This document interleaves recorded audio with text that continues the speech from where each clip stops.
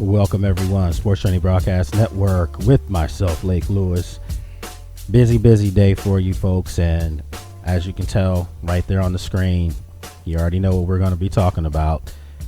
Washington Redskins, yet again, another political DC gridlock, and it's not on Capitol Hill, it's in Ashburn, Virginia, actually where I sit right now. So we'll be talking about what's going on here, and I hate to say it, I've been in this business for almost 20 years. Don't want to date myself here. And covered a lot of different events. I have never in my life covered a football team or a basketball team or a hockey team, a baseball team. I've never covered a professional organization this inept in my life. And it pains me to say this because I'm from here. I tell people all the time, I actually was covering the Baltimore Ravens and lived 45 minutes north of Baltimore, sold my house, gave back my credential to the Ravens to come down here and cover this team. And the only thing that I've seen from the organization is crap. And it's continued now, and it's very unfortunate because there's some great guys, some great character people on this football team that deserve to win, that deserve to be treated a lot better as professional men, professional young men, than the way they are right now. And for anyone out there that thinks that this benching of RG3 is a good thing, I'm going to call you a fool because it's not. There's no benefit to be had here. This has nothing to do with Kirk Cousins. I think Kirk Cousins is a great young guy, and he's being made a tool right now. Because there's no intention of Kirk Cousins being here long term. If you believe that there is, then you're mistaken. This is a ploy, and this has nothing to do with football. This isn't Mike Shanahan putting the kid out there to see if he can play great over 3 games and get a draft pick for him. Yeah, that would be easy thinking, wouldn't it? And that's the way he wants you to think. What he's doing right now, folks, he's basically telling Robert Griffin III, this is my way. That's the way it's done. You're going to do what I say, and you're not going to even play for 3 games. Why would you bench a guy that's played this long, taken this many hits, seems to be healthy? Why would you not let him play? You're going to mess with his development as a quarterback. His psyche's already shot because you have no offensive line to protect him. That should be the story here. Not about the relationship of Robert Griffin III with Dan Snyder, not about his lack of relationship with Kyle Shanahan or Mike Shanahan. It's supposed to be right now is why is this football team garbage? Why is this football team regressed from last year? Why is this football team with the same roster, with upgrades on offense? Why have they regressed as a football team? I'm a little irritated. I always say, if you don't want to get it from me, I'll bring some other people who are definitely more qualified as players to talk about it.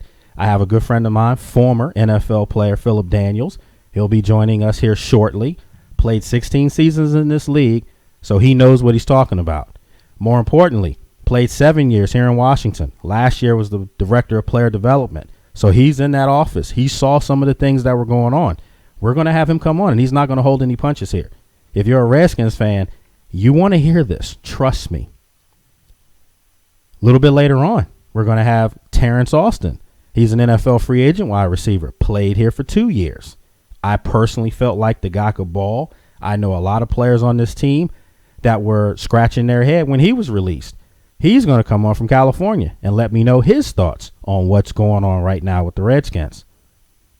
And then, of course, we'll switch gears. We'll talk about the other games in the NFL. We'll have my agent, sports agent Jesse White, come on with us. As on Wednesday, what we always do is we break down our NFL top 5 games. This week, week 15, are the Redskins one of those top 5 games? No.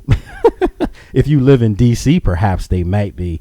But, as always, folks, I have here with me guy producing the show, running it, doing a good job, Mike Meadows.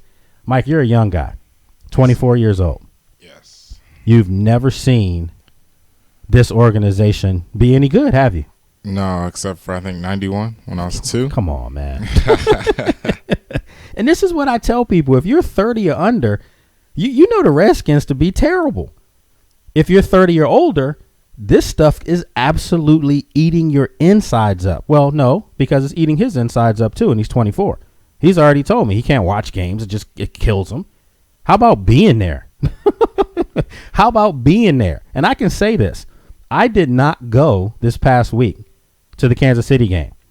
Niles Paul, good friend of mine, they were upset that I didn't come. I wasn't there. Darrell Young, those are my dudes. Darrell's my cousin, but those are my guys. They were upset. And I'm like, look, I love you guys. We're family, but it was too cold. And I'm actually happy. My wife was there, but I'm actually happy I didn't go because I would have been so upset to physically be there to see that what took place on the field. There's no excuse for that, Mike. None whatsoever. This isn't all 53 guys that stink. I'm going to say this. It's a handful of them. And it's a handful of guys that don't care at this point. Maybe their money's been made. I don't know. Or maybe they don't want to be here. But I can just say, whatever it is, it's so deflating that every year around Christmas, a time that we're supposed to be giving, a time that we're supposed to be being good festive spirits, Every year around Christmas in D.C., it stinks from a football standpoint.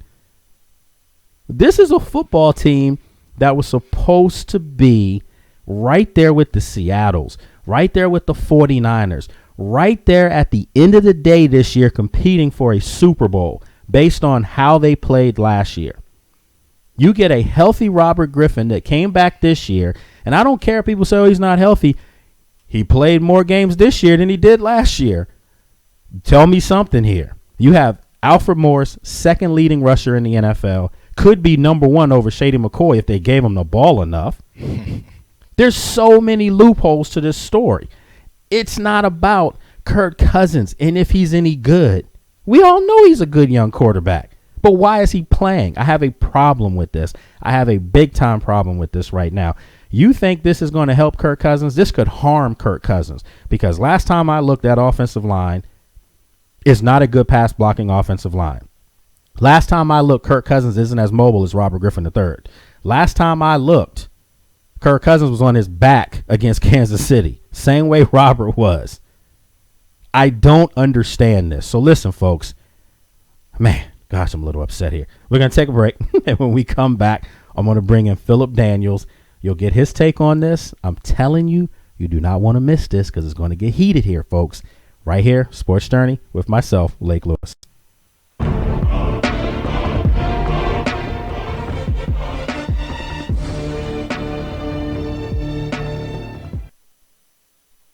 Let me tell you some of the reasons people get into trouble with credit cards. A job loss or salary cut, an unexpected expense, a divorce, a business loss, or even helping a family member or friend in need. At Consolidated Credit, we understand that debt problems are not about overspending. It's about emergencies and unexpected situations. Consolidated Credit has helped over 5 million people, just like you.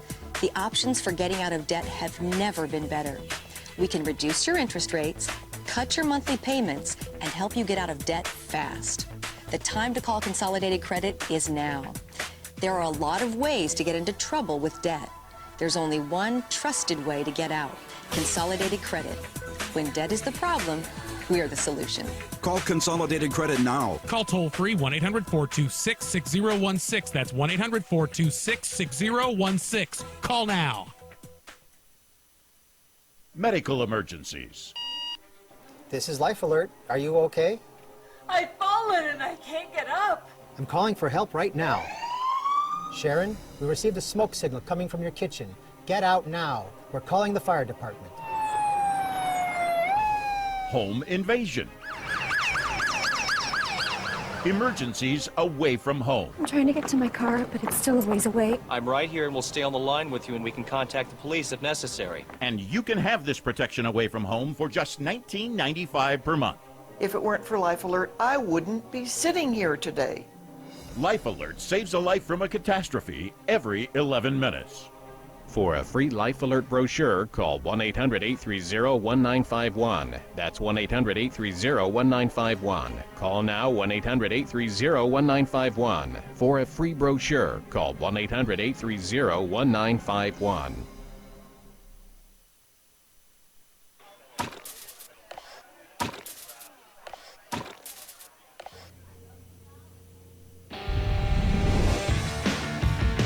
Welcome to Hooters. Right this way.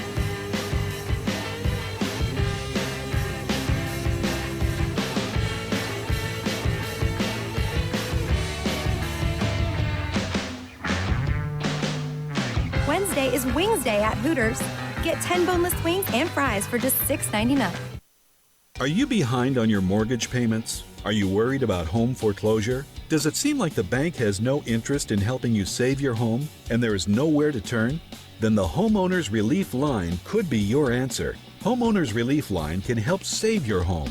We specialize in foreclosure assistance, and that's all we do. If you're behind on your mortgage payments, being threatened with foreclosure, have been denied a loan modification, or been the victim of a predatory loan, it's critical that you call Homeowners Relief Line now. Homeowners Relief Line has a network of attorneys, and our agents are available to speak to you right away. Remember, if you are behind on your mortgage payments, Homeowners Relief Line can help stop the foreclosure process. Call today before it is too late. New laws are in effect that may save your home. So call Homeowners Relief Line now.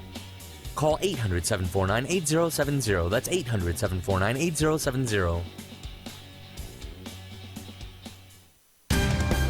NCAA women's basketball. All day, every day, our game. Filling it up, knocking them down, and bringing it home. It's basketball at its purest. For family fun and great entertainment, there's nothing like it. NCAA women's basketball. All day, every day, our game.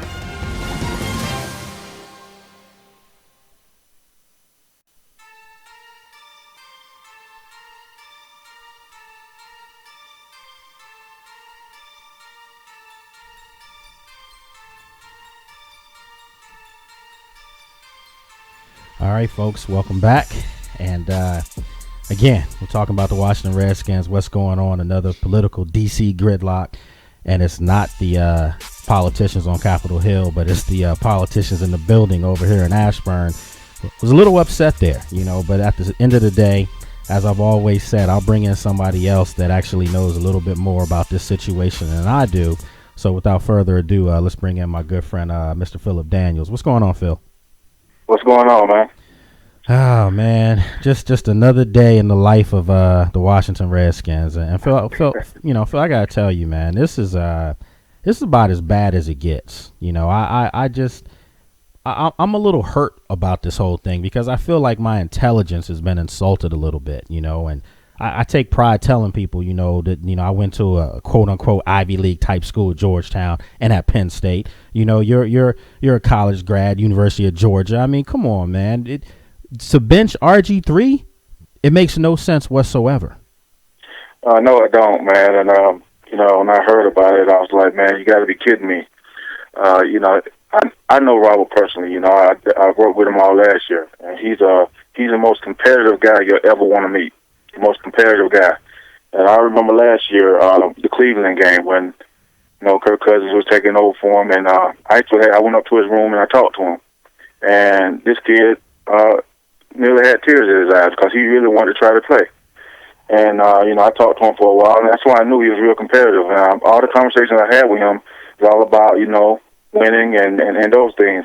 So when you bench a guy like this and tell him that you're going to rest for the rest of the season and want him to get hurt, that's just tough. Now, I feel bad for him because I know the type of person he is. I know how hard he worked. I know Kirk could go in and do a good job. But at the same time, this is a guy that you gave up 2 first-round picks for, 2 second-round picks for, and, he's a franchise. He's the face of your franchise. Yeah. I don't think you bench a young guy like this because a young guy like this is still learning. Now, I played 15 years in the NFL, and I can tell you right now, there was one day that I didn't learn something new. I learned something new until I was done.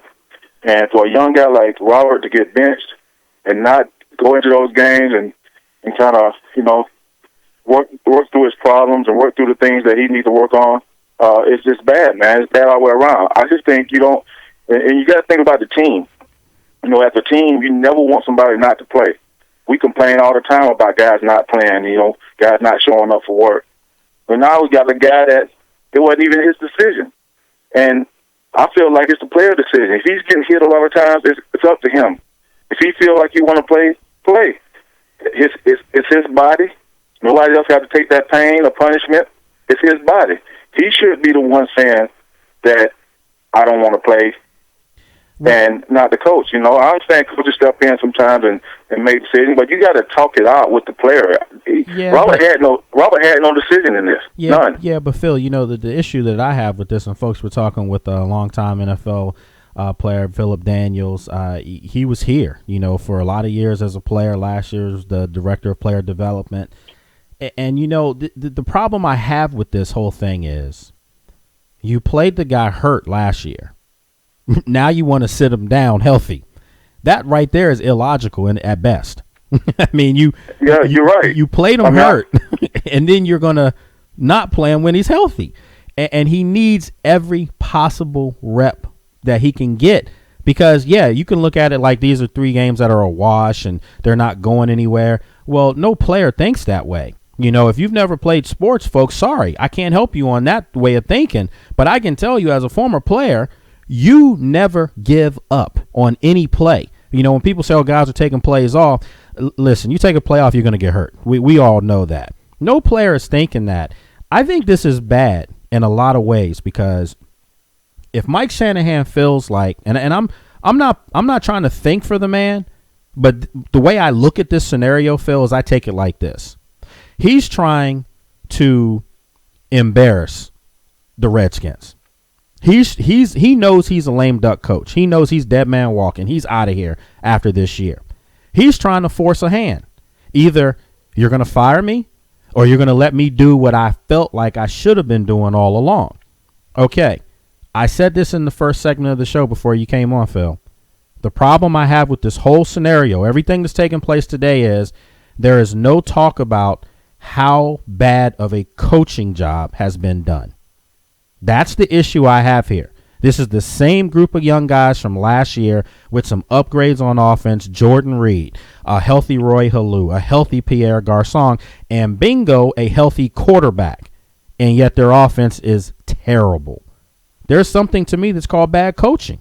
And no one wants to talk about that because he's found a way, which he's always done since he's been here, to spin stuff. He's found a way to take the pressure off people looking at his inept coaching, that it was the same way in Denver.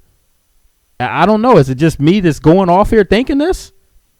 No, I think most people out there think the same way. I mean, I'm getting a lot of messages on my Facebook and my social media outlets saying the same thing, and they ask me questions, and I don't have the answers. But at the same time, I know for a fact that, guys got to be able to voice their opinion. Robert really didn't have a say-so in this. He said, Coach Shanahan actually said that he was going to bench me at one of the press conferences before he even spoke with him. So he kind of threw that out there. Which so he means never he knew had a chance. But my thing is, everybody talk about, if Kirk Cousins come in and win these last 3 games or look good in these last 3 games, what it make Robert look like? Nothing. It makes him look like nothing because I looked at it, you playing Atlanta, their defense ain't killing nobody. You're going to play Dallas, whose defense is last place, and you're going to play the Giants, whose defense is not doing what they did before. So it really don't mean anything. I think Robert can go in those same games and do the same exact thing. The thing is, my thing is that, when you got a player like Robert, you're giving up so much for him, and my thing is, you hit it on the nail with that. I think coaching is key. But I think, don't embarrass the kid. The kid don't want to sit on the sideline. He came to this organization to win games and play, and he don't want to be on the sidelines and watch Kirk Cousins out there throwing balls around when he's healthy. If he's hurt, that's a different story. The Cleveland game, that was a different story. He was hurt. But he don't want to sit on the sideline in the cold and watch a guy throw passes. He don't want to do that. And then I heard he ran scout team there. I don't know how true that is. That's another insult. You just can't do a guy like that, man. And as a former player, I know for a fact that you never want to sit out a game when you know you can help your team win. You never want to do that. It's bad, man. I mean, this is you and me, we go back a long ways, man, and I can't recall it ever being this bad. I'm actually, at this point right now, happy that I'm on the air and not out there at out at the practice facility. It's just really bad. It's disrespectful to a great fan base. Listen, I say this to anybody who wants to listen. I had a good friend of mine came down. I did a show at Hooters on Monday in Rockville, Phil, and I had a good friend of mine, Cristiano Oliveira, came down from New York. And he's on Sirius XM radio, and he actually said this comment to me. He said, I'm so glad that Jerry Jones is the owner of Dallas and Dan Snyder is the owner here in Washington. He said, because as long as they're doing this, I know that my Giants will never be in trouble. And I said, well, I don't buy it as the owners. They'll spend the money. They'll do whatever they need to do. I'm going to say this about Dan Snyder. And I know you and Dan Snyder are pretty cool with each other. I will say this. For one, I know Dan Snyder is not involved as much as some of the others people in media have made this out to be. Yes, he fell in love with a player that this team has never had as far as a franchise player. He feels really good about this guy. And make no mistake about it, what isn't there to like about Robert? He's a nice guy. If you know him, you will know this. He's a good kid. So, of course, the owner has a liking to him. He's different from the 53rd man on the roster. Let's be upfront about that. If you're the owner of a Fortune 500 company, you're probably not going to know the janitor that's cleaning the building at the evenings. If you do, you may know him on a hey, how you doing basis. But you're not bringing him over for dinner. That's just the way it is. Dan, you're right, man. I agree. And let me say this, now everybody always point their finger at Dan, and Dan get a lot of criticism. It's just not right. This guy spent a lot of money on guys coming there and play. Mm-hmm. Of course, every guy's not going to go out there and break their neck like I did and play hurt and go through the injuries and go out and give everything you got on the field. Every guy's not going to do that. But Dan tried to get the guys in there to help him win games. He tried to get the coaches in there to help him win games. Now, my thing about Dan stepped aside. He stepped aside. He wasn't up on that podium when they introduced Coach Shanahan as the coach. He ain't been involved in the decisions over there. It's been Bruce and Coach Shanahan mostly. Mm-hmm. So Dan stepped aside. So people that blaming Dan for all this, they need to stop blaming Dan. Because Dan has nothing to do with what the decision they're making over there now. Of course, Dan loved the players. Mm-hmm. There's a lot of players that came through that he loved. I was around some players that he cared about. It didn't bother me because that's on them. Right. I can't help who he like and who hang with. I mean, you got teammates eat at the table with. I can't help that. Right. You had teammates for me, like as that. A player, mm-hmm. I'm gonna go out and give you everything I got because you brought me to the Redskins, and I owe that to you. Mm-hmm. It don't have effect on the players at all. What Dan doing with Robert and all that stuff, that don't have effect. Okay, players will talk, but they don't care about that stuff. All they care about is winning games. Mm-hmm. If they win games, all that stuff is thrown behind you, and they go forward. But all this bickering about the owner, in the way, and how he's put all this security around Robert and limos and stuff like that. Who cares? It's all about football. Play football and win games.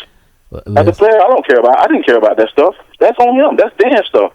But I know he's a good owner. I know he's doing the right thing, doing everything he can to win games. It's just sad that he sometimes brings the wrong people in there, players that he thought was going to play for him and going to work hard for him, and they don't work out. Coaches he thought was going to come in and take over and win games for him, and it don't work out. Dan do everything he can to help that organization win. He loves the Redskins. In that case, he just changed the name when they had a chance to. I mean, he just changed the name when that came up. He's not going to do that. He loved that team. Dan is all in for that team.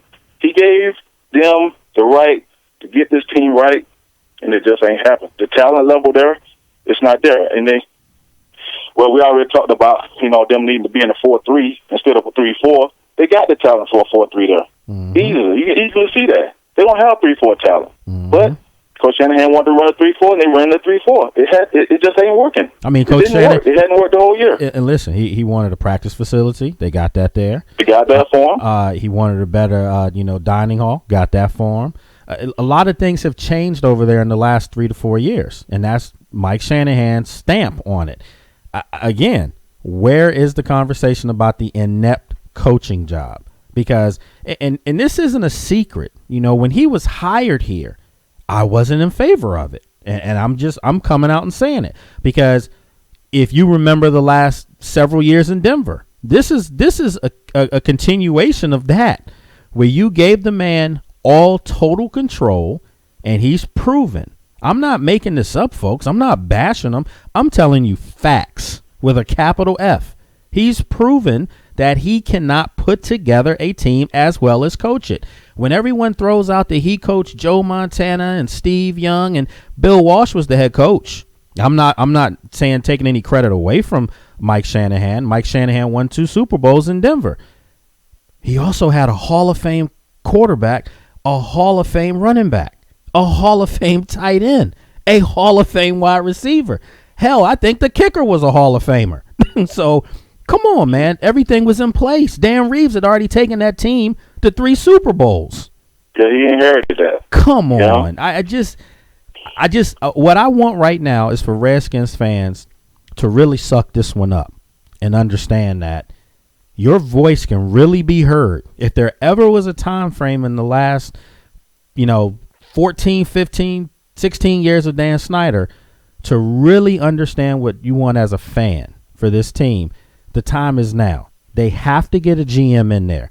Bruce Allen is not a GM. Bruce Allen is a Redskin, yes. So perhaps move him, make him team president, make him something, in the building. He does a great job with the former players, the alumni. He does a great job with that stuff. But I'm talking about a GM that will crunch numbers. I'm talking about a GM that will draft the proper players. I'm talking about a GM that will tell the head coach that's not a good decision that's being made.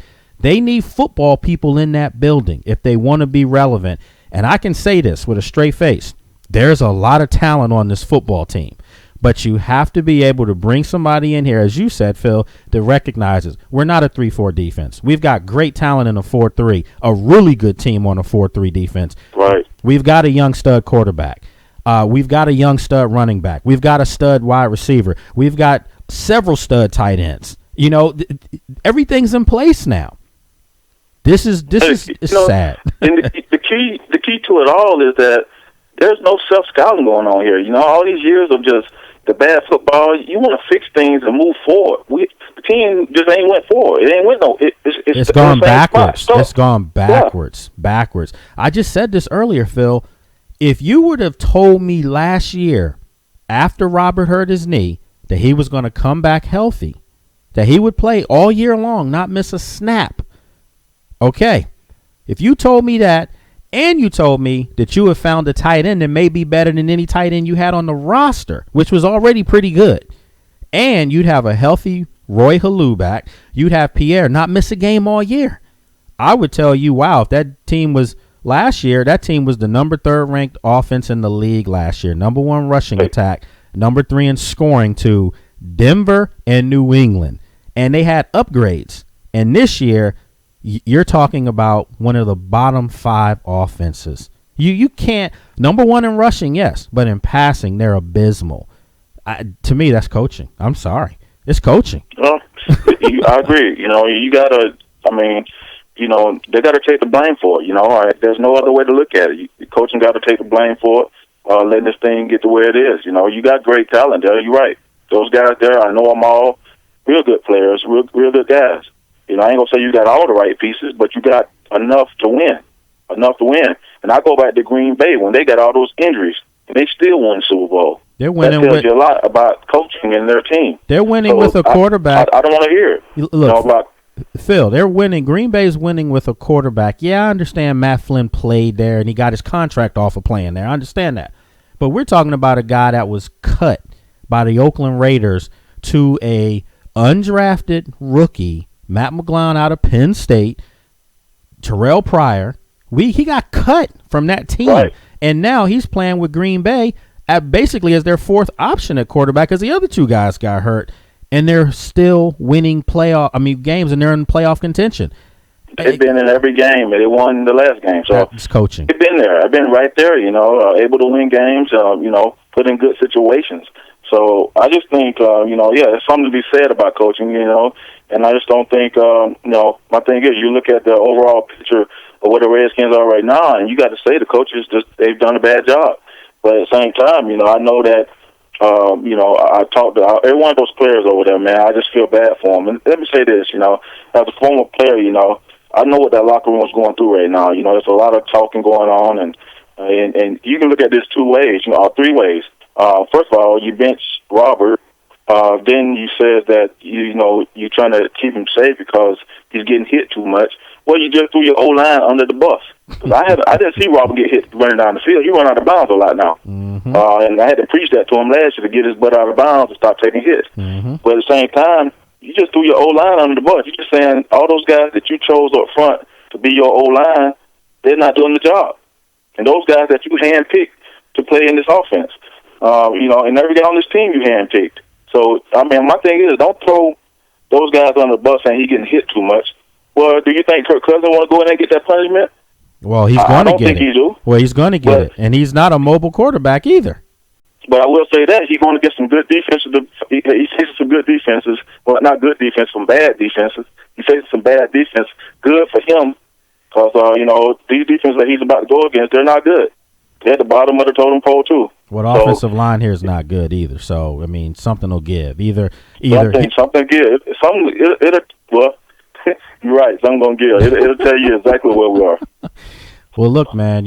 As always, I had to get you on because I know you're fuming over this whole mess too, and again. Well, let me say this, Lay. I feel bad for the players, man. Being a former player, not too far removed from the league, and working with those guys last year, I just feel bad for those guys, man. They deserve better than this. I think Dan deserves better than this. He do everything he can to win, but he just, can't get it done. Man, I would love to come back in there and coach the D-line and get back in that organization, help that man win. Because he'll break his neck for you.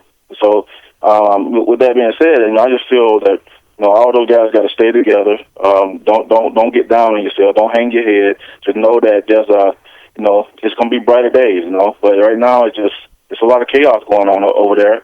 And every day is a different story. It's something else every day. I done sat back and I'm way up here in Chicago, and I keep hearing this and that and how this going on. And you shouldn't even have that, man. I've never seen an organization in so much chaos that so many things leak out of that building and get out there that cause problems for the players. They can't even focus on games anymore. It's sad, man. Well, Phil, it's not a leak, man. I agree with what you're saying, but I don't think it's a leak, man. I think it's a running faucet. That's what's coming out of there. That, man, come on. Come on now. How convenient for this story to come out right when it did. That's not. Listen, I am a media person, and I'm a good one, and I take credit in what I put into this. I know a lot of stuff that I have not said as far as personal relationships with guys that I would never put that kind of stuff out because I'm not looking for the next big story. Learned my lesson with that years ago. But let me say this.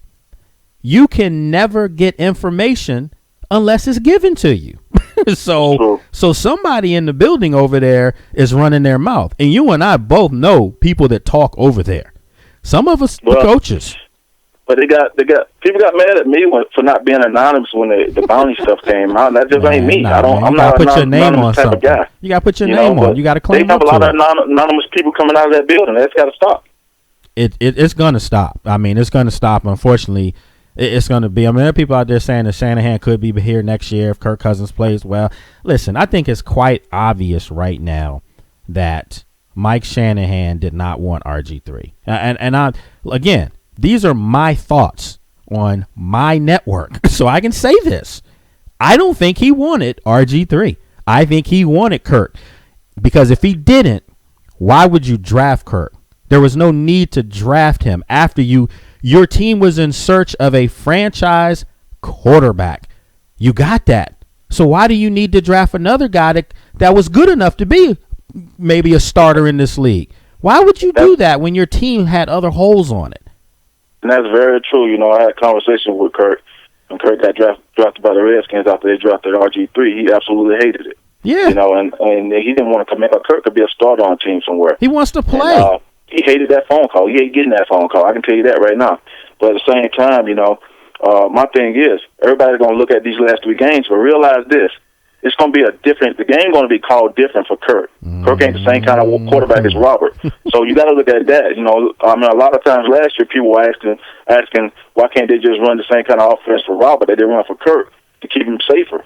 It didn't happen until this year. They tried to do it this year, drop back and throw it a little bit more. But they're going to run a different kind of offense with Kirk than they do for Robert because it's a different style of quarterback. So you got to look at that. Two different. That's why I take nothing into these last 3 games about how he plays and how things turn out. I hope Kirk go in there and tear it up. He deserves it, man. I hope he's able to get on a team where he can get a starting position somewhere and play. But when you invest so much in Robert, man, Robert's your guy, and Kirk knows that. He said it in his press conference. I mean, this is an opportunity for Kirk to show on some film more stuff that he can do. Unfortunately, I've also said this. The one person right now that is the bottom end of the totem pole as far as this whole scenario, as far as the owner, coach, quarterback, it's Kirk Cousins. Believe it or not. He's the lowest end of the totem pole, and he's being used as a chess piece right now. Because Mike Shanahan's basically, come on, we see what's going on here. He's playing him out of spite. And little does he know that he's also has a chance to ruin a potential draft pick for Kurt as well. Because if this team's not playing well and it reflects back on Kurt's play, those are the lasting impressions that you have. Not the Cleveland game where he threw for over 300 yards. Not the Ravens game where he brought him back last year. It's going to be how he does these next 3 games. So people are saying, well, Shanahan's doing this so that he can recuperate a draft pick. He's not doing any of that because he's not going to be here next year. It has nothing to do with that. It's him saying to Robert Griffin III and Dan Snyder, this is the way I wanted it. I wanted it to be this way, and I'm going out like this. That's how I see it. You just made a valid point, though. If you're concerned about Robert getting hurt behind his O-line and the way they plan on offense right now, why would you send Kirk out there, who you're trying to invest and get a draft pick for later on, put him out there to get him hurt? It doesn't make any sense. Contradictory, really. Of course. It's just bad, man. It doesn't make any sense. There's a power play going on out there, and I think Shanahan's hoping that Snyder fires him. If Shanahan doesn't get fired, I think Dan Snyder can win out in this and actually rehabilitate his image all along. Because let's face it, if what was leaked, or better yet, what was running faucet water out of Redskins Park that said that he didn't like the relationship they had and he felt like, he would get sabotaged. Listen, man, if that were the case, Dan Snyder would have fired you after that debacle on Sunday, and Dan Snyder would have shut you down for trying to take his franchise quote unquote trophy piece out of play for 3 games, not 1 game. He didn't say I'm going to sit him down for 1 game, Phil. He said for the rest of the season. Right. This decision was already made after the last game was over with. So I mean, it's no way to look at this. There's no good thing coming out of this. So awful. It's bad all the way around, man. And I just, like I said, I feel sorry for the owner, the fans, and the players that got to deal with this stuff. All right. Well, look, folks, Phillip Daniels, good friend, played in this league for a long time. I value his opinion. He was in this organization for a while, even in the front office last year, so he knows a lot of the players that we're talking about now, a lot of the pawns as well. So it's an unfortunate situation. But, Phil, I appreciate you coming on, man. I'll be in touch. No problem, man. All right, folks. Again, just a sad situation all across the board. Mike, you heard Phil just now. You get a chance to see or get a chance to hear his thoughts on this. Anything he said that stood out to you? Yeah, a couple things that he said stood out to me. First thing, I don't think that the players should get much say in being benched. I mean, that's probably the only thing that I'd probably agree with. I agree with you on that. Because especially with the fan base knowing the kind of player that RG3 is, he's a hazard to himself. And also the pummeling that he's been taking week in, week out. I listened to a little bit of Shanahan's presser on the way here. He's always going to tell you he's good. He's always going to say he's ready to go.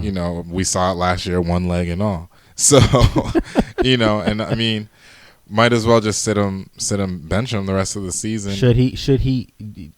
Do you agree that he should be benched? Well, actually, he's not even just benched. He's inactive. Yeah. Do you agree that he should be I agree with it. I mean, what's he going to do at this point? You know, I mean, he's gotten 13 games in, and he showed us what he could do in those 13 games, right? And because the whole offseason, he told us he was healthy. He said he was ready for week 1. He said he's all in. We all believed him to an extent, right? And he showed us the product. Right, I mean, obviously, you know, other factors play into it. The O-line, the running game being a little bit slow, and play calling and things like that. So you don't think a young player like that, any snap that he can get in real game bullets flying, doesn't help benefit him long term? I mean, Kirk Cousins is a young guy too. But Kirk Cousins is not going to be your quarterback for the future. Who knows at this point? No. You don't give up two first rounders. Yeah. That ain't happening. No. I know. But, I mean, the thing with RG3 is, I think they're kind of looking at it like this season is a wash. And obviously the snaps out there definitely help. But do you want RG3 to go out against Atlanta and maybe tweak that knee? Then do you say that he should have tweak his knee, bending over, picking up a bag off the floor? I'm just saying. I think also to take that safe route. Take the safe route. I mean, he's shown you what he can do in 13 games. He's taken all the snaps. Besides a couple snaps here and there, and then the last game against Kansas City, let Kirk Cousins come in and do some things. Also, if Kirk Cousins balls out over these next 3 games, it increases his stock, and maybe we can get, you know, Kirk Cousins, good guy, but at the end of the day, the team needs draft picks to fill some holes and things like that. People better keep their fingers crossed. You know, I'm a big fan of Kurt. I think he's a class act. I really do. I think he's handled this situation well because, of course, he thought he was going to be playing for somebody at this point in his career. But this offensive line, their strength is not pass blocking. And if Robert was under duress and he's mobile, Kurt, I'm not saying is just a statue back there, but he's not mobile like Robert. Not too many people are. No. He's going to be running for his life, too. Make no mistake about that. I mean, you better not look to the right side of the line. I'm sorry, because somebody's turnstile right now. That's not a good situation. It's just bad. I'm sick to my stomach with this whole scenario again. This is supposed to be the making of a young playoff caliber team year in and year out. Yeah, let me ask you something. Do you think that maybe this is the Redskins just showing us who they really are, maybe last season being a fluke? Oh, well, I'll say it right. I've said it before, and I've taken heat from my boys on the team. You won 7 games on some bad football teams last right, year. You know. Those teams were already camping. They were already fishing. They were already planning trips to Rome and wherever, except for the Ravens. But after the Ravens game, Cam Cameron was fired because their offense was anemic. Yeah, people took that to heart too much because I heard it this year. Oh, well, we won 7 in a row last year. We can do that again this year. Not with the schedule you had coming up. No way. But again, there's that false hope. And that seems to be the key thing with Redskins fans. Every year, someone is pushed out, paraded across the stage, or commercials run a blazing that the savior somehow is here. Yeah. And it's a lot more problems. It's a broken organization. Why do you think they have to do that? Why don't they just get back to the basics and focus on football? They've never done that. I will say this. As much as I will give Dan Snyder credit for opening his wallet and his checkbook, because that he does, and you cannot debate it, I have also said this. Dan Snyder, I truly in my heart believe that his blueprint is not to win a Super Bowl. It's to continue to make money. As a business owner, he makes money. You're a business owner. I'm a business owner. The object is to make money. Right. And if you can make billions, I'm not mad at that guy in the least way, shape, or form. Yeah. But you tell me, is the blueprint in Pittsburgh or New England to make money first or to win Super Bowls? It's probably to win Super Bowls. I mean, that's what they're doing. That's what they do. You know? And I think I compare the Redskins to the Ravens.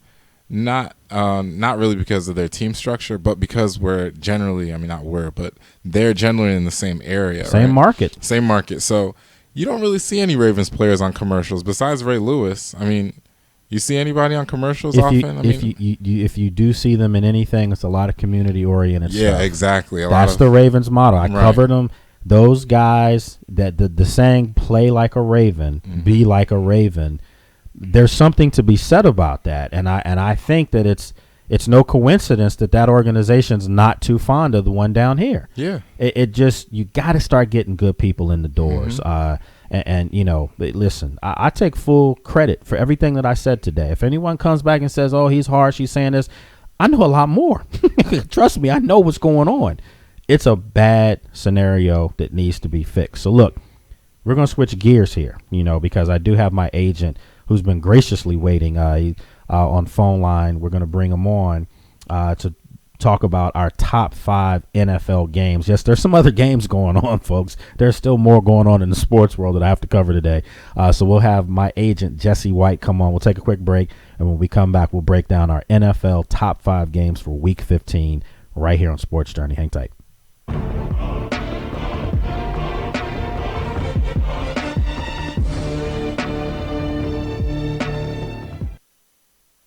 If you're disabled and unable to work, pay attention to the following message.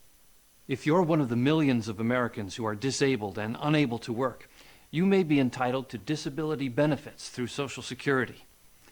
Receiving benefits is your right if you suffer from a physical or mental disability. Whether you're applying for the first time or you've already been denied, we can help. You'll be matched up with an advocate who will evaluate your situation, handle your application, deal with Social Security for you, and handle all appeals. Best of all, there's no fee until you receive your benefits. To get started, call the number on your screen now. And keep in mind, there are a vast number of conditions that make you eligible for disability benefits, and dozens of additions that you may not be aware of. So if you're disabled and unable to work, call the Citizens Disability Helpline today for a free, no-obligation consultation. Call 1-800-735-0219. Call now. Imagine with a simple push of a button, you could be on your way to getting firm, sculpted abs and a sexy waistline with the Contour Core Sculpting System. It's the breakthrough technology that requires no machines, no getting on the floor, no stress, and no strain. Contour. The Contour is the real deal. The secret is Contour's exclusive auto-active muscle toning technology, the digital breakthrough that automatically targets all your abdominal muscles, including your upper abs, lower abs, obliques, and even that stubborn lower belly. Thermographic testing proves Contour activates your entire core. The Contour Core Sculpting System comes with a one-size-fits-all Contour Core Belt, electronic controller with custom digital settings, batteries, and a 1-year warranty, plus an instructional guide and sensible eating plan. And it's all yours to try for 30 days for just $14.95. There's never been an easier, more effective way to get great-looking abs. So call and order right now. Health insurance update. This just in for all uninsured Americans with or without pre-existing conditions. The recent health care bill will not take effect until at least 2014, leaving families and individuals lacking health insurance with no immediate solution to their concerns. Meanwhile, medical problems continue to be the #1 cause of bankruptcies. Here's the good news. A health insurance hotline has been established to provide affordable health insurance for all uninsured Americans, and yes, uninsured Americans with pre-existing conditions. Call the number on your screen now, and in less than 10 minutes, you could receive a choice of affordable plans from the Hotline Network. This is not a discount card.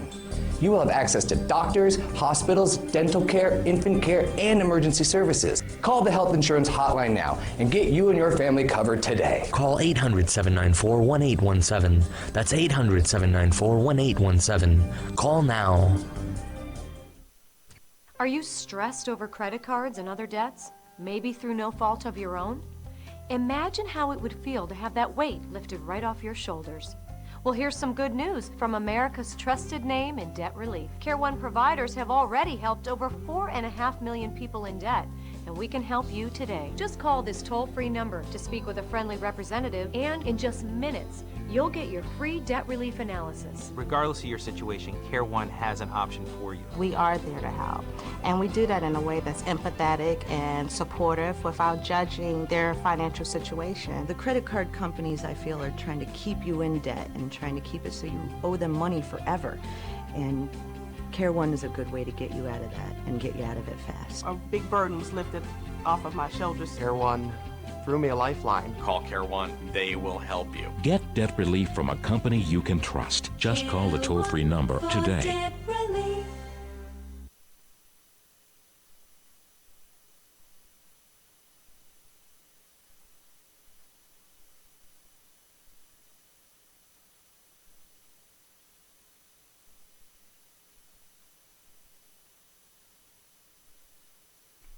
All right, folks, welcome back to Sports Journey with myself, Lake Lewis. And shortly we're going to bring in my agent who does a great job. Every Wednesday we break down our NFL top 5 games here on Sports Journey. So we're going to get him on here in one quick second.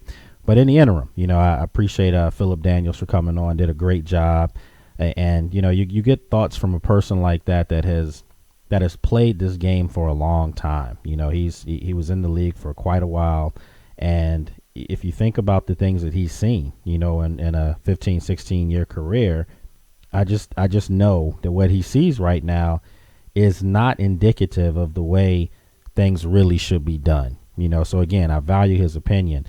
A little bit later on, we're going to have Terrence Austin from, former player here with the Washington Redskins. He's an NFL free agent right now, a guy that I really feel like is a talented football player. We'll get his thoughts as well on literally what's going on here right now, with this team. I think it's a bad situation. So, Mike, you had some audio that you wanted us to play or something like that. All right, so what do we have going on?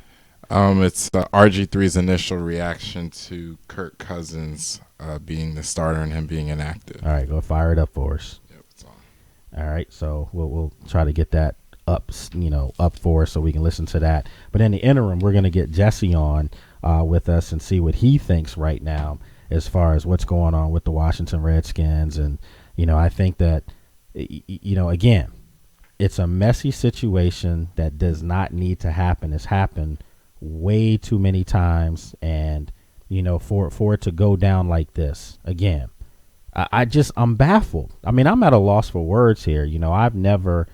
I've never seen this setup in all my life, and I've covered a lot of teams. I've been fortunate enough to be around the block just a little bit, and for this thing to for it to happen the way that it happened right now, I think that we're talking about an organization that just can't get out of the way of its own shadow. I mean, they don't know at this point right now how to do things. How to really invest in doing the proper things, and they're going to have to right now. So let's see if we have Jesse with us right now. Jesse, on the line with us right now?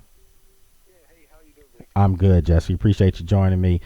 Listen, man, before we get into our top 5 right now, I need to get your thoughts on what's going on right here with a team that I know you're a big fan of.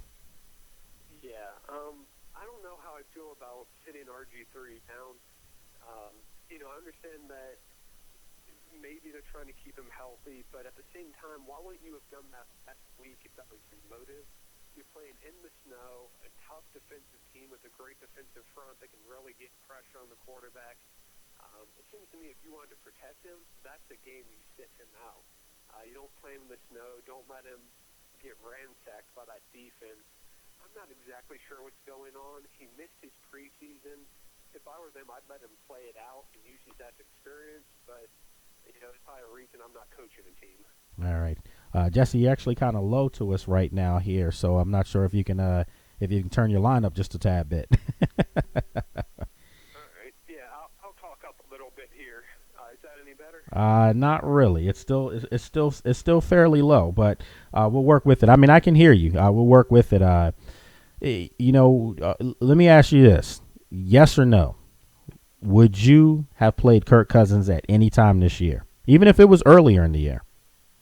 Yes, early in the year I would have first game or two so that Robert could come back a little more from the injury, but this late in the season, no.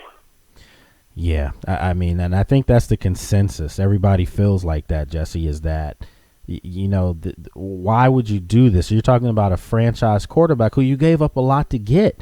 Any rep that he takes in a game where there's live bullets flying, I hate to use that analogy all the time, but when there's, just game action, I just think he benefits from it. Even if he's laying on his back, he gets to see different defenses, different sets, different things. It just seems to me that there's an underlining motive with this move being made. Yeah, I agree, because again, in my opinion, if you were doing it for safety, last week would have been the week to sit him down. Yeah. I mean, he was getting hammered out there. It was snowing. If you're worried about a surgically repaired knee in that kind of condition, last week, yeah, that would have been the time to take him out, not with 10 minutes left in the game. I'm sorry. And for me, I don't think it gets any better with Kurt. I understand they're going to run a totally different offense that may be more suited to look better like a real NFL offense, but their offensive line is not a pass-blocking offensive line. So it'll be interesting to see how that plays out. But look, on a brighter note, what we do every Wednesday is that we break down our top 5 games on the schedule. And, folks, what we do, just so you know, if it's the first time you've ever joined us, which I hope it isn't, but if it is, welcome aboard. What we do is we go through the list. We go through every game, and we pick 5 that we feel are the most compelling matchups, ones that aren't easy to pick. So we break them down. So we've come up with our 5, and I'll let you fire away. So I'm a gracious host. I'll let you fire away. and obviously starts tomorrow night, San Diego against Denver. This is a good football game, I think. I really think this will be a compelling football game. Yeah, and San Diego, the first time they played, actually held Denver to the lowest total yardage on offense they had this season. So San Diego can play a little bit of defense, but you go into Denver where Denver's 7-0. They don't have Wes Welker, which makes me sad. However, a 7-0 team at home with the way that offense is clicking, they have so many weapons. The defense is playing a little bit better. I don't see this being an overly competitive game. I think San Diego might keep it a couple scores, but I have Denver winning this one. Yeah, I think you got to give Mike McQuay a lot of credit. I think he's really brought a different culture, if you will, to San Diego, and those players seem like they really enjoy playing for him. Phillip Rivers definitely looks like he has a resurgence to his career. You have to give them credit. 6-7 right now. I don't think anyone thought they would be still in somewhat of a hunt to get to the playoffs. But they're going up against a football team right now in Denver that I think is starting to feel it a little bit. They're starting to understand, we've got something here. We knew that we had a great offense early in the year. Now we know we have a defense. Everything's starting to match up. You get John Fox coming back in, so everything's there for them now to seize it. And I also think that, we talked about this off the air a couple times, Jesse. I also think that they know hovering right behind them is a team called the New England Patriots. Not Kansas City, but New England. And they do not, under any circumstances, does Peyton Manning want to have to fly east in the playoffs. So they understand every game from here on out, their final 3, they are almost in a must-win situation to secure a home field in the playoffs. So I'm taking Denver in this game. I think they'll be 12-2 after Week 15. Yeah, and the next factor with Denver now, that at the beginning of the year we talked about a potential weakness they had with the running game, and they finally found their running back. Moreno's running well. He's 80 yards away from rushing for 1,000, and that's going to make a big difference as the season goes on. Yeah, we remember the beginning of the year is supposed to be running back by committee. Ronnie Hillman, Monty Ball, the rookie they got from Wisconsin. And Noshawn Marino has just seized the moment. I mean, he runs hard. He plays with a lot of passion. And I think he's the perfect complement to what they do on the passing side of the ball. So, yeah, everything's in place for Denver, so we're both taking them. Moving along, and folks, right now I'm talking with my agent and also sports agent, Jesse White, doing a great job with us here at Sports Journey. And hopefully, Jesse, this weekend we'll be traveling, so a lot of stuff going on here. Get a chance to see some young guys, up-and-coming players. The next game we have is the New York Jets against the Carolina Panthers, a team that got smacked around pretty good by New Orleans last week. But I think this is a game that the Panthers understand that they need to get a win, too, so that they can secure themselves, a playoff game at home as well. So I'll let you take it ahead, but you already know where I'm going with this one. Yeah, in Carolina, when you go on the road to New Orleans, there's not a whole lot else you can really expect. I'm actually thinking they're going to beat New Orleans next week as of right now. But, they're sitting one game ahead of Arizona in the wild card chase in the NFC.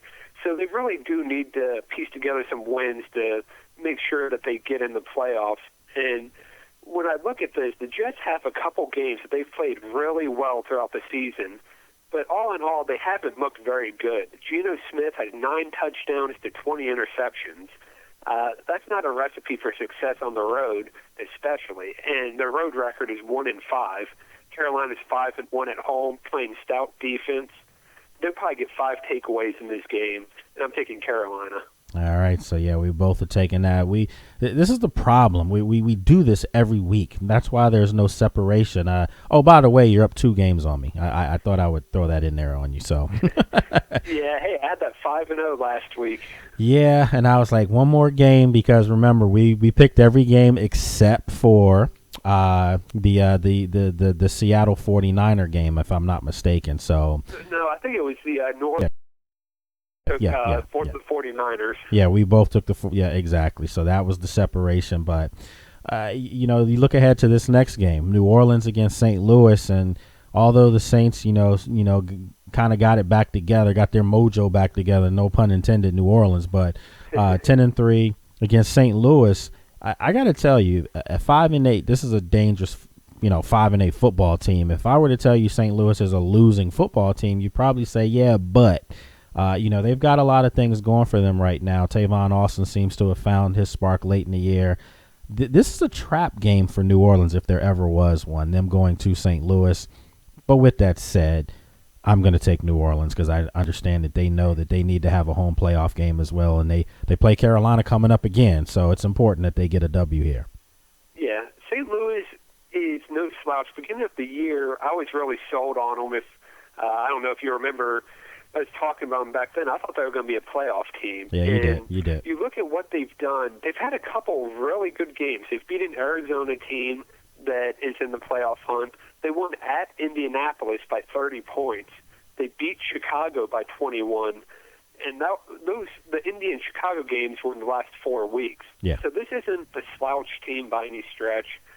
They may be 5-8, but they're a pretty good team. I think they'll be a playoff team here in the next couple of years, especially with Washington's draft pick. But they're only 3 You mean Washington's? home. You mean Washington's 2 draft picks, because they get one for this year and a first again next year. So wow. Yes. Yeah, and I was meaning more just this draft, since Washington right now has the number 2 overall pick.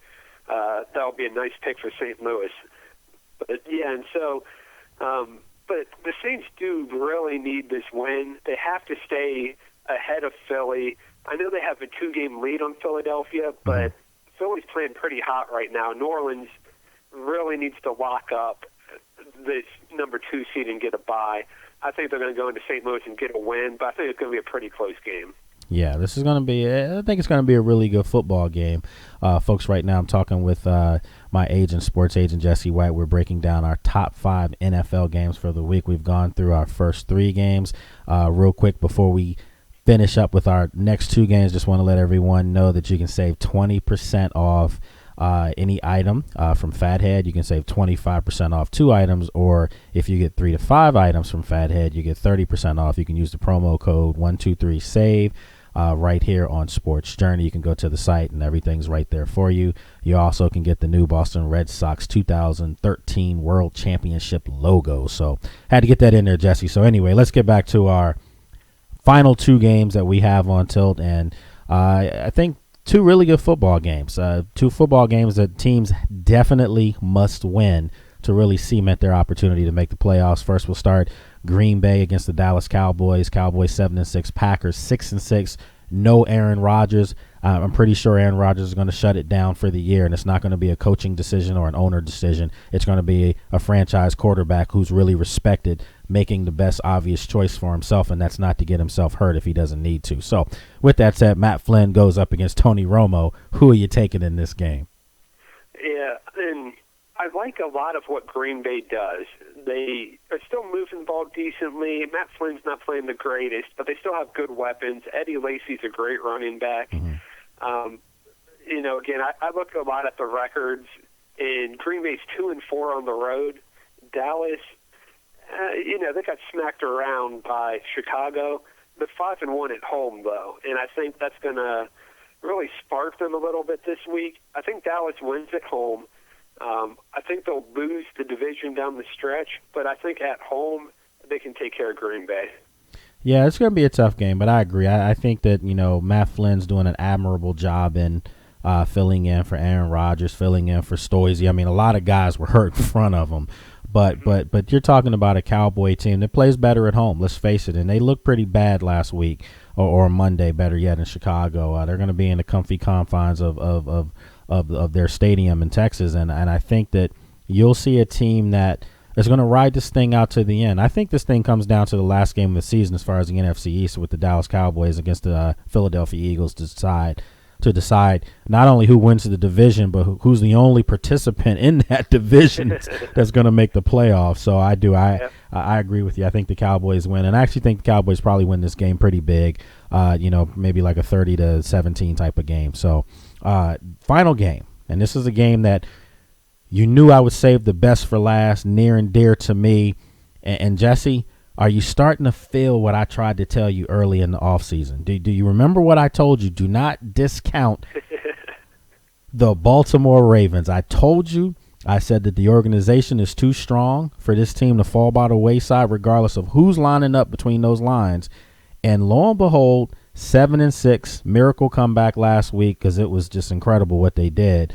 5 touchdowns in 2 minutes and 30 seconds between them and Minnesota, my game of the year, by the way.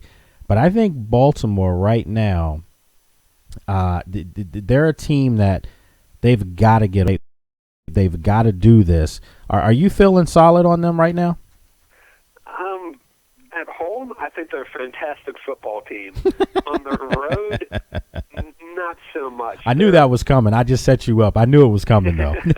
Yeah, they have one win on the road all season, and that's not something to hang your hat on the road. Granted, it was over Miami, so that's huge because they're tied with Miami right now for that 6th spot. Absolutely. However, they're going to Detroit, a 4-2 team at home who has a division on the line. They have to win with the way Chicago's playing. And I'm actually taking Detroit in this game.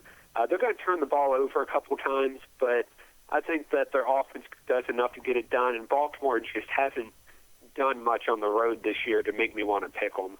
See, this is a game that's like almost mirror images of teams that you don't expect much from. And when you don't expect much from them, they end up doing something. And this is a game that, right. this is the I don't expect much bowl. That's what this is, Baltimore, most people don't expect for them to go into Detroit and win. And so they probably will. Most people expect for Detroit to win at home, which means they probably won't. So it's which team has the least amount of I expect something from you. I just think the Ravens right now are starting to find some players. There's Marlon Brown. They're starting to find guys that when the season started, no one even knew who these guys were. This kid wasn't even drafted, let alone was expected to make the team. And now he's starting getting meaningful passes late in the season from Joe Flacco. And I think that they're starting to find just a tad, maybe not as much to my liking, but I think they're starting to run the football a lot more than what they were before. Ray Rice is not looking like the same Ray Rice over the past few years, but at the same time, they have just enough to make defenses honest. I'm actually taking the Ravens, and I sound like a little bit of a homer here, but I'm taking the Ravens to actually go into Detroit and deliver a critical blow to Detroit. And in my opinion, I think Chicago's going to win their game. So I actually think Chicago now is the front runner in that division to come out of the NFC North. So, hey, I'm taking Baltimore. I think whoever wins this game makes the playoffs, and the loser probably doesn't. Yeah, you got to get the W's now at the end of the day. It's 3 games left. You've got to get those things set up. So, Jesse, man, I mean, this is, again, we're coming down to the stretch. And, so if I win this Baltimore one, as well as we picked another one that's a little different here. I think it was just Baltimore. We have Denver, Carolina, Orleans, Dallas, and then I had Detroit. You had Baltimore. Exactly. So, so right now, I can just shave one game off of this, which I will, and it'll take us down. It's gonna come down to the very end. So, again, look, my friend, as always, it's been great, and I'll be in touch with you because we got to travel on the weekend. So, as always, be safe. All right. Thank you, Lake. All right, folks. Jesse White, that's my guy right there, man. My agent tries to make me look good. Hopefully, I make him look just as equally as nice and effective in doing everything that he's doing. We've been invited out to cover an event this Saturday night, so we're gonna get on out there and check it out and see what's going on. So, look, we're going to take a quick break. And when we come back, more with myself right here, Mike Meadows sitting here with me as always. And real quick, I always have to make sure I check in. Any errors so far today? Yeah, the Redskins did not trade away a 2015 first-round pick. It was the 6th overall pick, the 2013 pick, and the 2014 first-round pick. Okay, so the 6th overall pick, which was a flip-flop. So that was a flip-flop. And then last year's first-round pick. Yeah. And then this year's pick. Nah, I was pretty sure it was the flip-flop of the first. 13 and 14. No. Flip-flop of your 13 position, and then 2 first-rounders going forward, which is 13. It was 12. Flip-flop of the 12th position. You sure? He was drafted in 2012. So 2012, they switched with their 6th pick to get the 2nd pick. Then they traded last year's pick. No, because he's in his 2nd year. Yeah, they traded just this past draft pick, the Jordan Reed draft. You sure? Yeah, positive. All right, we have to look this up because I'm serious. I'm pretty sure that this team traded away. When they say 3 first-round draft picks, they're including that one. They're including the first one, which was his rookie year last year. Right. So now you have 2 left.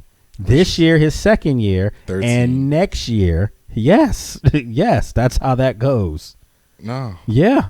No. Yeah. It's the 13. It's the 2013 pick and the 2014 pick. But what season is this right now? 2013, 2014.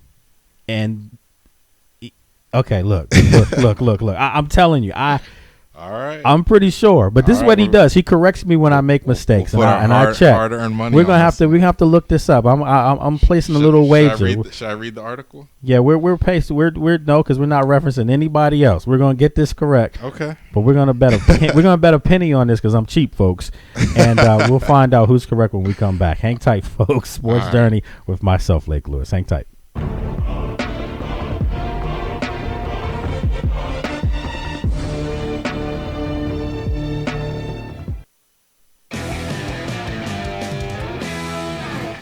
That's a good pour. Frosty glass, perfect amount of foam. Thanks, Coach. How's your Bloody Mary? Spicy? Wings? Always fresh, never frozen. All right. Who's the primary on Spider 2Z Snag? It's the fullback out of the backfield. If he gets jammed, I'm heading the flanker on a curl route. You are good. I know. Huddle up at Hooters. Why would you go anywhere else, man? Attention, if you have diabetes. Hello, I'm Alan Thicke.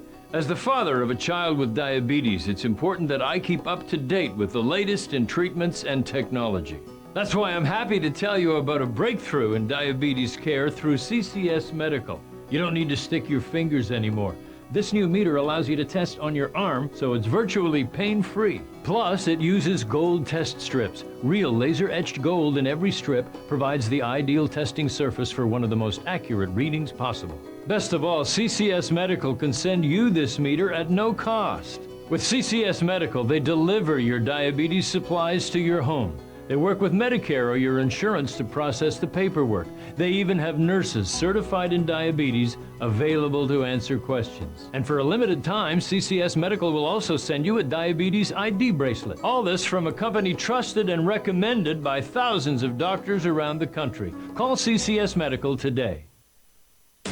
Want clear skin all over? Well, get set because Proactive's Deep Cleansing Body Wash is back. And so is free shipping. 2 hot summer deals. Now Proactive clears acne on your face and body, so you feel confident all over. And the body wash is yours free when you order Proactive today. The deep cleansing wash, it really exfoliates the skin. I use that on my arms, my legs, my chest. My skin was smoother. It got rid of the small little bumps on my shoulders and back. Proactive has a $40 value, but with today's special offer, pay just $19.95, and your shipping is free. Plus, get the deep cleansing wash free to polish your skin to perfection. I went out and bought a little spaghetti strap dress, and it was a really amazing feeling. Act fast, and we'll add a free travel-size green tea moisturizer. Don't wait. Order Proactive today and get free shipping, but only for a limited time. Dear Bowflex, I dropped 8 dress sizes, 36 pounds, and all I had to do was walk. This is the Bowflex Tread Climber machine, the easiest way to walk and burn up to twice the calories in less time. By combining the motion of a treadmill, a stepper, and an elliptical, you get the calorie-burning benefits of all 3 workouts at once. I lost 30 pounds in 4 months. If I can do it, anyone can do it. Call now for your free DVD and information kit. You'll see how the Tread Climber burns up to twice the calories of a treadmill. Plus, you'll learn how you can own a Tread Climber machine today with special financing for 18 months. Within the first couple of weeks, I started to lose inches. I lost 50 pounds in 3 months using the Tread Climber. Call or go online to buytc.com for your free info kit. We'll also send you the Bowflex Insider's Guide with a personal fitness assessment to help you jumpstart your Bowflex body today. Absolutely free. Thank you. Thank you. Thank you, Bowflex. Sincerely, J.D. Weber. Car owners, does your vehicle have less than 120,000 miles on it? Is it less than 10 years old? Is your current auto warranty about to expire? Well, Cover America Auto Care has a very special offer just for you. With current economic conditions causing bankruptcies and a downturn in new car sales, Cover America Auto Care now offers inexpensive mechanical breakdown coverage direct to the public. You can save thousands of dollars on auto repairs. A toll-free line has been made available so car owners can call and get a free no-obligation quote. This auto protection is backed by an A-rated insurance carrier. Plus, you get a claims department that has an A-plus rating from the Better Business Bureau. 24-hour emergency roadside assistance is also included. You will be amazed at how much you can save on future car repair. All right, folks, we had to cut back in there. Long commercial sets, the whole 9. And before we bring in our next guest, Mike Meadows sitting here producing, running a great show today. Mike, he caught me again. So was I wrong about the draft pick? I won the bet, 1 penny. So man, so RG3 was drafted in the 2012 draft. He was the 2nd overall pick. Right. So the Redskins traded picks with the St. Louis Rams. So they switched their 6th pick with their 2nd pick. Right. So that was the first round pick that everybody talks about. And then there's 2 left. And then they traded their 2013 pick, which was the past draft with Jordan Reed, David Amerson. And then the next pick, which is coming up in April. And then in 2015, they're going to have their 1st round draft pick. It still doesn't make sense. But anyway, we'll get back to that. I'll give you a because you're getting it mixed up between the draft year, which is 2012, and then the season. So it's throwing you off a year. All right. Well, anyway, let's bring in our next guest. Guy in this market, in the Washington, D.C. market, if you live here, checking this out, he needs really no introduction because he's a player that I felt I really was looking forward to him being with the Washington Redskins for a long time. I think he's a great young dynamic receiver, good person on top of that, a guy I consider a good friend. Let's bring him in right now, none other than the Terrence Austin. What's going on, Terrence? Oh, man, not much, man. On the West Coast, just chilling right now, enjoying these Bruins beat up on the Trojans out here, man. Yeah, I know you king of the city now, right? Yeah, man. Been king of the city for 2 years straight, so we looking to keep that rolling, man. Man, USC getting a new coach, already, got a new coach. Sarkisian came back, a guy that I'm sure you're familiar with, from your days over there. But it doesn't matter now, huh? Nah, it doesn't matter, man. Sarkisian won't be able to save them when it comes to that rival game at the end of the year, so. Wow, man. You see all this talk coming in? It's a good pickup for him, though. You see all the trash talk, man? It's not just here. It's everywhere. These guys out there feeling good, man. Hey, man. Hey, there's... It comes down to when it comes between SC and UCLA. Hey, listen, there's a big boy that plays for the Georgetown Hoyas here, Josh Smith, that came from UCLA. He's playing here for the Hoyas now. Oh, okay. All right, then. All right. Yeah, he lost a lot of weight, too, so he's putting in the work, doing a good job. So, look, man, it's been a while since I had you on, and, folks, I've said for a long time, man, I make no bones about it. I thought the Redskins made a huge mistake when they let go of this guy because, a lot of your teammates did. A lot of guys were like Terrence Austin was eating, man. This guy, just a great teammate, good person. And now I look at this team, and it seems like they have some deficiencies at the wide receiver position. And, naturally it goes through my mind. This is where Terrence Austin could have been shining. So, not to dwell on that, but looking at everything that's going on, with the organization right now. I mean, you're on the West Coast, a little bit away from the action here, but what's your take on this right now? Yeah, man. I like you said, I've been out here and been focusing on a few other things, but I still manage to try to keep up as much as I can. And I've been pretty surprised with all the mess that's been going around. That's been servicing out of there, man. It just seems like it's been a lot of negativity that's floating around the organization right now. I really can't speak too much on what's going on inside because I'm not there. But from what it looks like on the outside, I see guys trying to make things work, on the field, but it just seems like everything on the outside is just muddling their work, right? And it just seems like it's just going downhill from there. Well, I know you and Robert were good friends, and in the time you were here, I feel bad for him. I understand that, yeah, maybe there were some things that he could have done a little differently as far as presentation, but you're talking about a young guy, a young guy coming out of college. He's still learning how to be a man, let alone a football player. So, those things will get better. But I don't like the fact that you give up a lot for this guy. You parade him around last year as the savior, literally, of the franchise.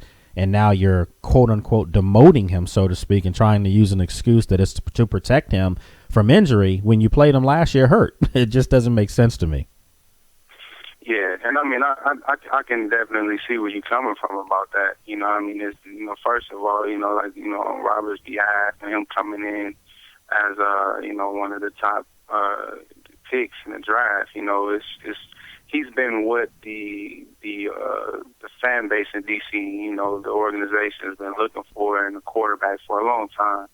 And, he's come in and he understood the role that he had to take, and he had to take the leadership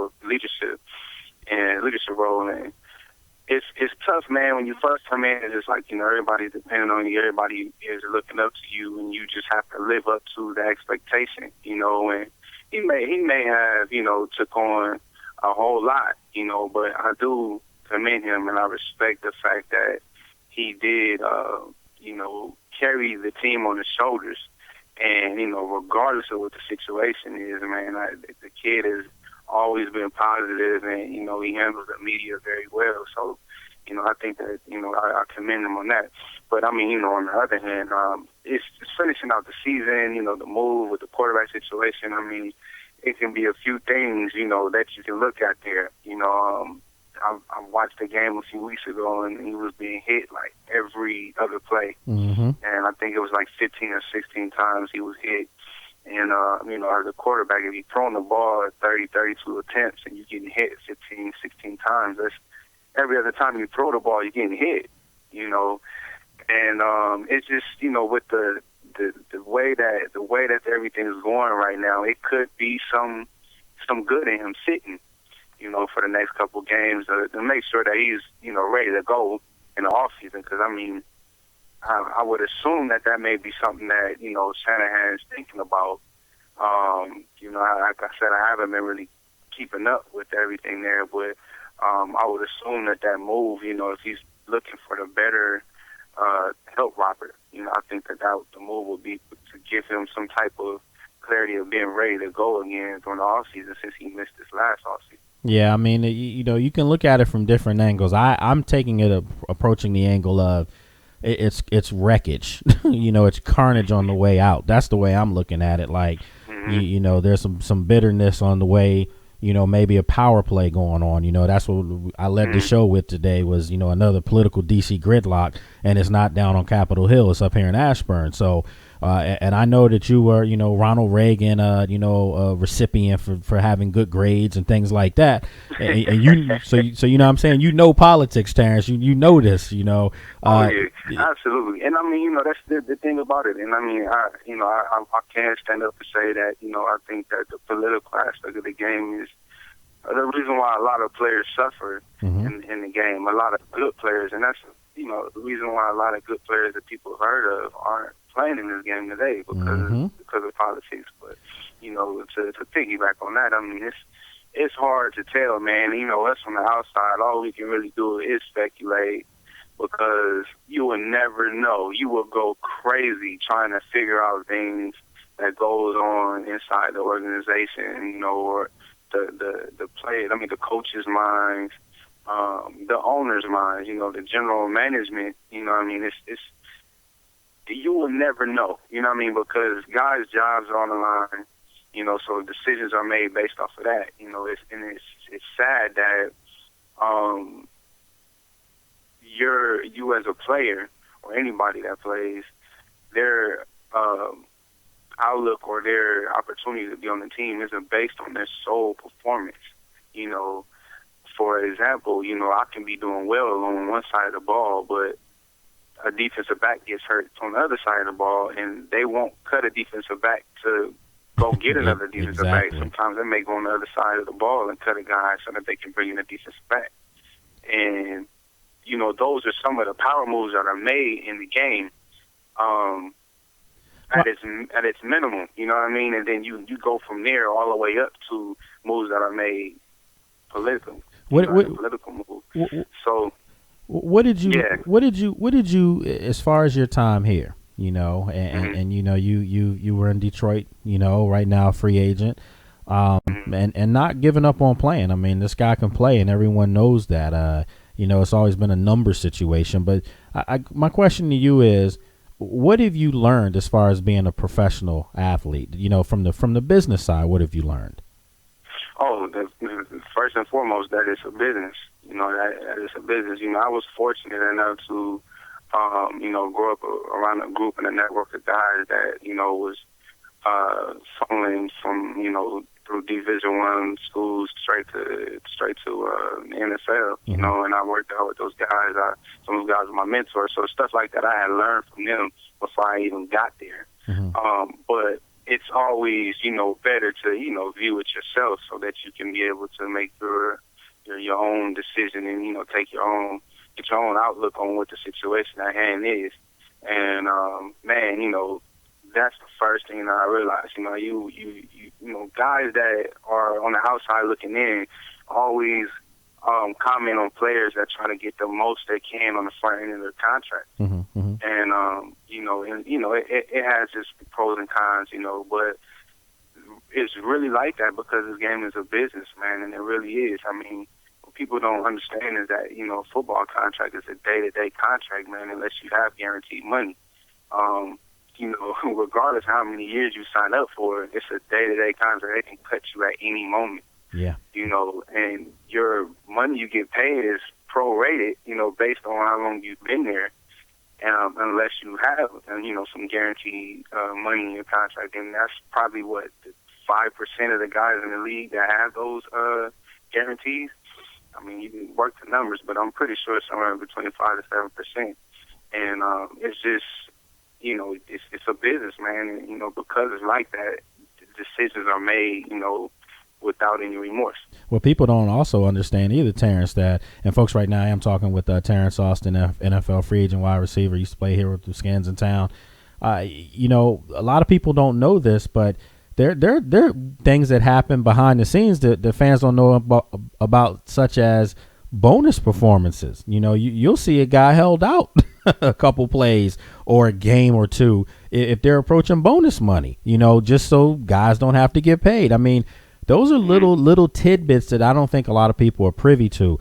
The NFL is so different from, you know, I cover the NBA as well, Terrence, and, you know, to see some of these guys at 21, 22, 23 making $10 million a year, guaranteed, even if they, you know, break a fingernail on their finger and they don't play for 20 games, they're getting paid. That's incredible. And break a leg and, you know, not even play anymore, and they see all of that money. And, you know, and that's the game we love. You know, that's the game we all love to play. I mean, and, you know, we all know what we're signing up for, but it is, you know, a little sad that it comes down to that. Yeah, it does. You know, obviously, you know, we go back, man, so I don't want to bring you on the air and talk about the negative stuff all the time. You know, I mean, you're out there living that good life in Cali, and I know I still know that you're a workout warrior. You know, you're putting in that work out there. And folks, I'm going to be putting up a video, right here on Sports Journey, let you know about how hard Terrence is working out there, getting back into the league. And, just so people can see the day in the life of a guy that's still working hard to, achieve his dream and show people that he still can be a really good wide receiver in the NFL. So, how hard are you working out there? Oh man, I think that God really opened my eyes up to how good I can be.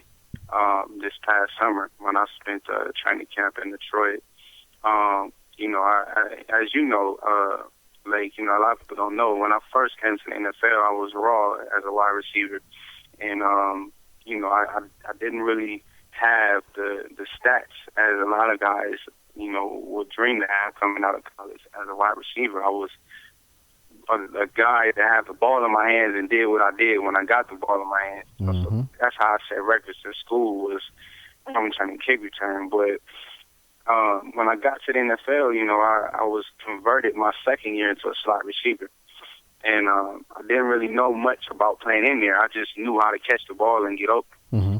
And, I worked on my craft, and, sad to say I didn't really get the opportunity my last year in Detroit, during training camp, to perform and show what I've learned.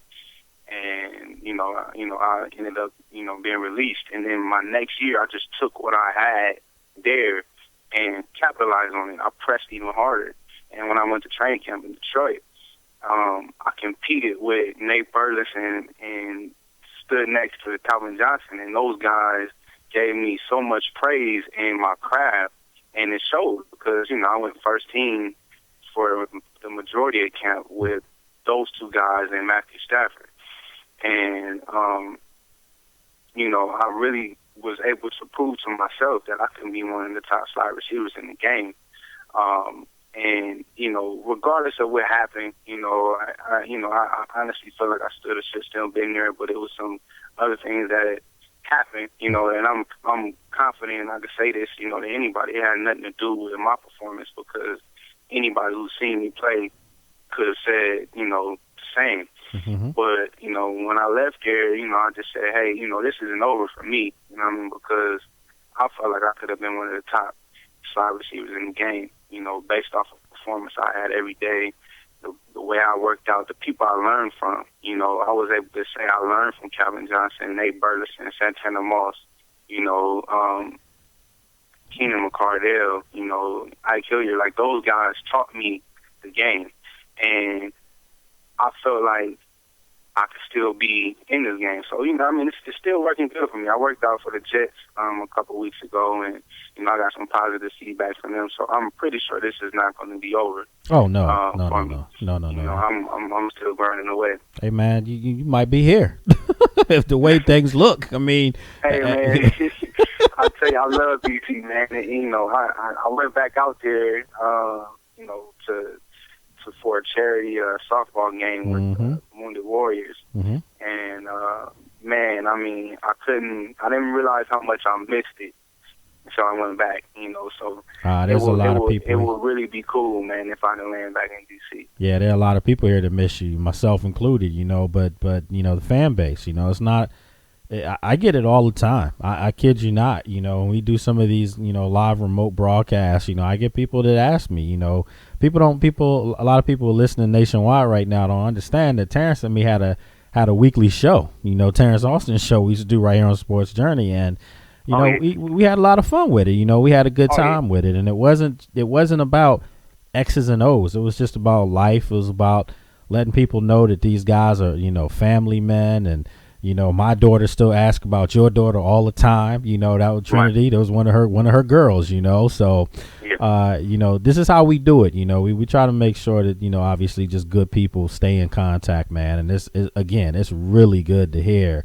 that everything's going well. And I'm serious. I don't know, I'm not trying to, prognosticate here, but if things are changing here, which I truly in my heart know is going to this offseason, hey, man, you need to get your agent on here because this could be a nice setup right here in town. So, Man. Oh yeah, man. Oh yeah. I mean, like I said, we are looking, for an opportunity. And I've seen guys bounce around and, finally, making the bubble pops for them and, they're on top. Oh, some of the greatest players in this game. I mean, I use a guy like James Harrison as the perfect example. The guy was cut several times, couldn't make the Ravens roster, couldn't make a couple of other rosters, and he ended up becoming, Defensive Player of the Year. A guy that everybody feared. They knew where he was on the field. So, you know this, Terrence. Most players in the NFL are not with their original team, and I think that is a stat that goes, it's not looked at. The last time I saw those numbers, it was almost 71% of the players in the NFL are not playing with the original team that drafted them or gave them their first workout. So, I mean, that right there will tell you that it's just it's a business, to say the least. It definitely is. I mean, NFL is a revolving door, and the teams are always churning rosters to try to, get the best man, and it's. I'll be careful about what I say because not everybody's the same. Sometimes it does come to a point where a player must wonder, but it's all about opportunities, and sometimes you just have to get lucky. And what I noticed is no matter how good you are, not necessarily every team or coach is going to like you, but all it takes is one. And, once you get one, you'll be good. You just have to take advantage of your opportunity. Exactly. Well, look, my friend, man, it's great to have you on the air, but I'm going to be talking to you off the air, and we'll have to link up, man, get the kids on Skype together so they can see each other.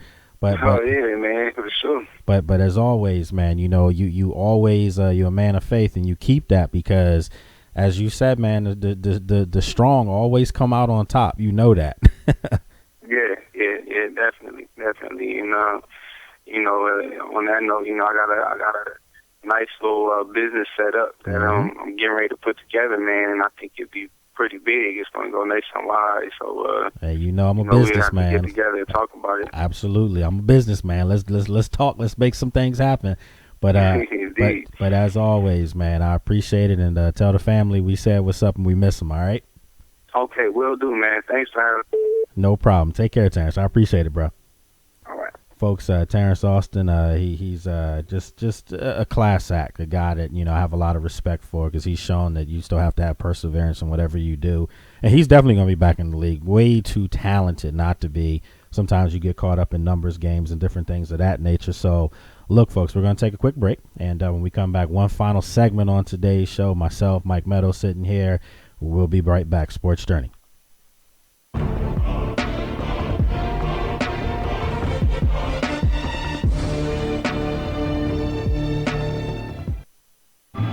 is Victor Cruz, wide receiver of the New York Giants, and I just came off the show at Sports Journey. Had a great time with Blake, and I definitely want to come back and do it again. Maybe I'll bring some friends next time, and I had a blast. Out here at Sports Journey, having a great time, been on the show several times, giving me a chance to vent, tell people, and really connect with the fans how I feel about different situations going on throughout the year, especially with the NFL.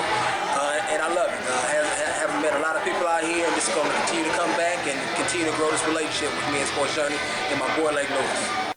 With Lake Lewis on Sports Journey, had a good time tonight. Felt comfortable, just being myself. It was a great interview, a great time, and I'd love to do it again. What's up, this is Alex Joseph from the San Francisco 49ers, number 58. How y'all doing? It's Vladimir Lucas, offensive line for the New York Jets, number 62. So I'll let you know we had a great time tonight with Sports Journey, hanging out with Chris and Lake. Good time. Be back here next time. See y'all some other day. Can't wait. That's a good pour. Frosty glass, perfect amount of foam. Thanks, Coach. How's your Bloody Mary? Spicy. Wings? Always fresh, never frozen. All right. Who's the primary on Spider 2Z Snag? It's the fullback out of the backfield. If he gets jammed, I'm heading the flanker on a curl route. You're good. I know. Huddle up at Hooters.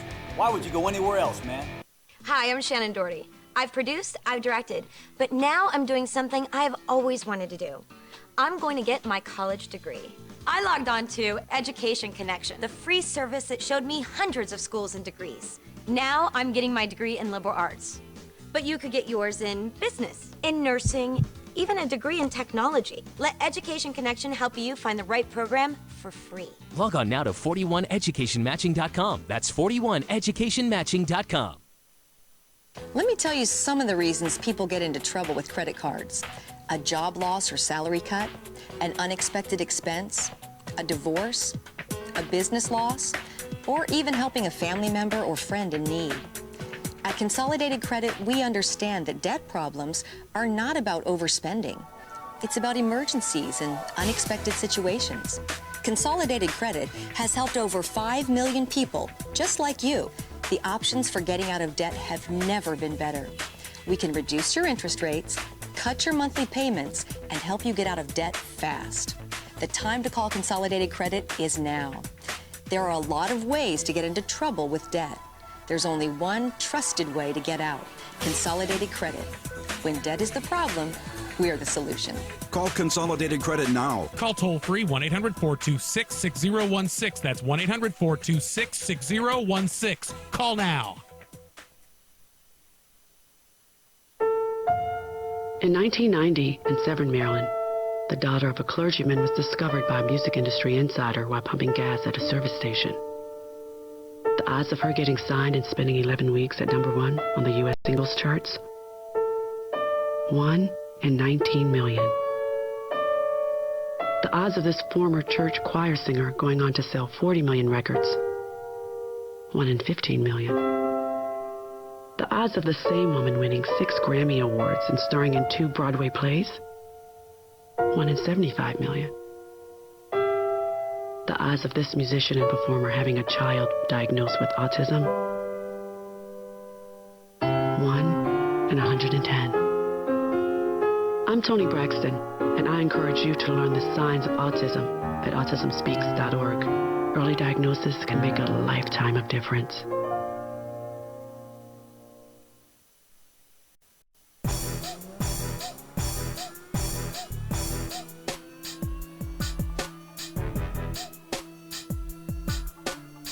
All right, folks, final segment of today's show. Again, want to thank our guests who came on with us today, Phillip Daniels, Terrence Austin, NFL free agent wide receiver, as well as sports agent Jesse White. We came on breaking down the whole Redskins fiasco, what's going on. Myself, Mike Meadows, sitting here, had a chance to, kind of delve into the situation there. And I just want to let everyone to know, these are my opinions that were given today, so obviously those guys have a lot more of an allegiance to the organization, where at least Phillip, I understand, was there for a long time. Terrence was there briefly, but this is from my take of the way I see things, from what I know from guys and stuff like that. I just think it's a mess. I really do. You have some young guys who are very loyal to Mike Shanahan because he's given them opportunities, and that's understandable. You have guys who may look at Robert and not like what they see, but then you have guys that are very loyal to Robert as well. So to me, again, this looks like another typical political gridlock right here in D.C. Matter of fact, probably will have, as far as the show today, we'll probably have something with 3 candidates on it. Are you voting for Mike Shanahan, Robert Griffin III, or Dan Snyder for that matter? Because it's a power play going on over there in Ashburn. It's very unfortunate. And hopefully we can just get back to football. And some people may say, well, that's what's going to happen with Kirk Cousins. I hate to say this, but I feel like Kurt is being used as a pawn in this whole situation. And he's a class act, and I don't think he deserves this as well. So it's just not a good situation. Mike, before we wrap up, this is as the world turns always with the Redskins, huh? Yep. It's just another day in the life out here. Will you be watching the Atlanta game this weekend? I can guarantee you that I will not be watching that game. So you're not interested in seeing Kirk Cousins at all? I'll check the stat sheet afterwards, I hope he does well. I actually really do hope he does extremely well. Picks aside for the Redskins, just he's a good guy, and you like to see good guys in good places, so, We'll see. We'll see how it plays out, folks. But look, got to wrap up the show. Want to let everyone know out there that we are going to have tomorrow after the show. We're going to have a special presentation of our show from Hooters in Rockville, Maryland. Mike Meadows, Evan Burnett, these guys have been doing a great job helping, kind of advance what we do here at Sports Journey, from the video side of things. People love the new studio that I'm in right now here in Ashburn, doing a great job with that. But these guys have done some quality video production, and tomorrow, 6 o'clock right here after this show, you'll get a chance to see what we did this week at Hooters. Myself, obviously Mike was there, Evan was there, Miss Diane Cheesebro, our editor, was there, my lovely wife Monica was there. I got to throw that in there, I'll get in trouble. My little girl was there with us. Who else? We had some great players come out, some young guys that I was really impressed with. Chris Thompson from the Redskins, Nick Williams from the Redskins, the Hooters girls, of course. We had a great time out there, folks, and we'll let you. Chris, absolutely, Oliveira. Yeah, Chris Oliveira, good friend of mine, came down from Jersey. He and his friend Danny, but Chris, doing some great things with Sirius XM Radio. He came down, and we had just a wonderful time, and it's going to be the first time you're going to see our broadcast in a different way, and that's why I'm excited about it. I really am, like a kid in a candy store. Obviously, we try to push the envelope here at Sports Journey. We try to do some things that are different.